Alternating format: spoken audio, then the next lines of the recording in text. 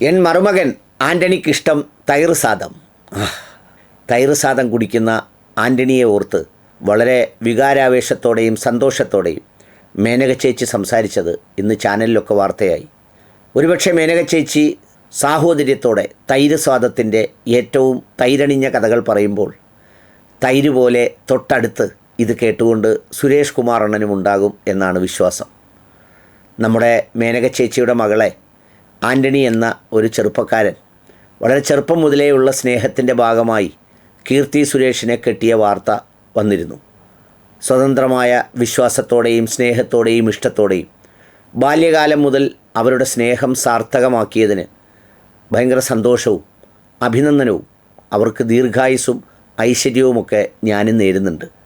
എന്തുകൊണ്ടാണ് ഈ തൈര് സാദത്തിൻ്റെ കഥയൊക്കെ ഇത്രമേൽ എനിക്ക് സന്തോഷമായതെന്ന് ചോദിച്ചാൽ, കേരള സ്റ്റോറി എന്ന പേരിൽ ഒരു സിനിമ ഇറങ്ങിയപ്പോൾ ഇപ്പോൾ ഈ തൈര് സാദം കലക്കുന്ന ഈ മേനക ചേച്ചിയും ഭർത്താവും കൂടി അന്ന് വിഷം കലക്കി വർത്തമാനം പറഞ്ഞതും ചേച്ചി മലയാളത്തിലും ചേട്ടൻ ഇംഗ്ലീഷിലും അതിൻ്റെ യാഥാർത്ഥ്യ വശങ്ങളെക്കുറിച്ച് വളരെ ദീർഘമായി നാവ് മാത്രമല്ല എല്ലാം നീട്ടി സംസാരിച്ചതും കേരളം കേട്ടതാണ്.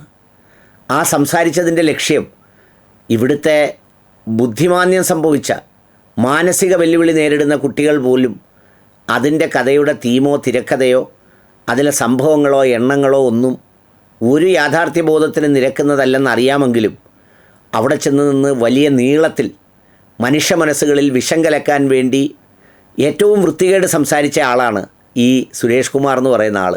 അന്ന് നിന്നും മലയാളത്തിൽ വളരെ വസന്തം ചൊരിഞ്ഞ ചേച്ചിയാണ് മേനക ചേച്ചി.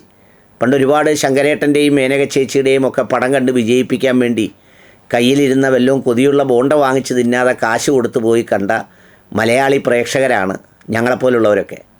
ഏതായാലും അന്നത് കേട്ടപ്പോൾ നമ്മൾ വിചാരിച്ചു ഇവരിതിലൊക്കെ വലിയ നിഷ്കർഷയുള്ള ആളുകളായിരിക്കും. ഒരുപക്ഷെ ഹിന്ദു സമുദായത്തിൽപ്പെട്ടവർ വേറെ ഏതെങ്കിലും ഒരു ഹിന്ദു സമുദായത്തിൽപ്പെട്ടവരല്ലാത്തവരുമായി എന്തെങ്കിലും ബന്ധം വരുന്നത് സഹിക്കാനൊക്കാത്ത നിർമ്മല ഹൃദയരായിരിക്കുമെന്നൊക്കെ വിചാരിക്കുമ്പോഴും ഇത് പറഞ്ഞ വാർത്ത സത്യമാണെങ്കിൽ അന്നേ ഇദ്ദേഹം ഒരു പ്രതിശ്രുത വരനാണ് അല്ലെങ്കിൽ മരുമകനാണ്. അതറിഞ്ഞുകൊണ്ടാണ് ഇതെല്ലാം നടത്തിയത്. എന്നിട്ടിപ്പോൾ അങ്ങ് വല്ലാതെ പുളിപ്പിക്കാൻ വേണ്ടി തൈര് സാദത്തിൻ്റെ പുളി പറയുകയാണ്.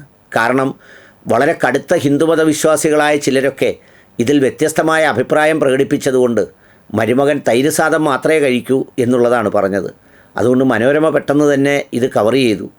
വളരെ വേഗത്തിൽ തന്നെ ബീഫ് കഴിക്കുമോ എന്നുള്ള കാര്യം കൂടി ഒന്ന് പറയേണ്ടത് വളരെ ആവശ്യമാണ്.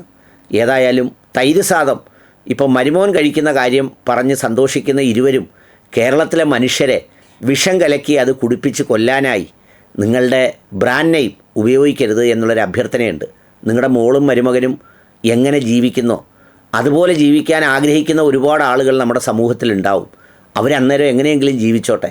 അതിലെല്ലാം വർഗീയതയും സ്വന്തം മകളുടെ കാര്യത്തിൽ ഇഷ്ടവും സ്നേഹവും മാത്രം പറയുന്ന നിങ്ങളെത്ര വഞ്ചകരാണ് എന്നുള്ളത് സ്വയം ഒന്ന് വിലയിരുത്തട്ടെ.